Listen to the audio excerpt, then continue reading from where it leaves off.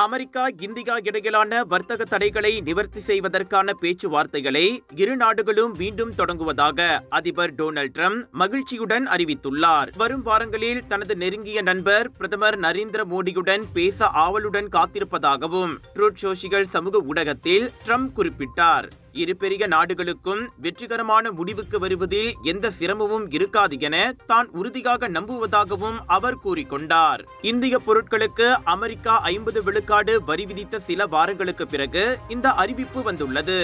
இதில் ரஷ்யாவிடம் இந்தியா கச்சா எண்ணெய் வாங்குவதால் கூடுதலாக விதிக்கப்பட்ட 25 விழுக்காடு அபராதமும் அடங்கும்.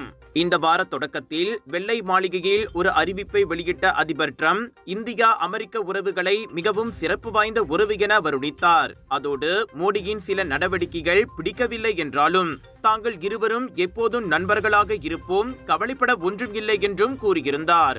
இந்திய அமெரிக்க உறவில் இது நல்ல முன்னேற்றமாக பார்க்கப்பட்டாலும் ரஷ்யா மற்றும் சீனாவுடன் மோடி நெருக்கம் காட்டி வருவதால் ட்ரம்பிடம் உள்ளபடியே ஏற்பட்டுள்ள சிறு பதற்றத்தின் வெளிப்பாடே இதுவென பார்வையாளர்கள் கூறுகின்றனர்.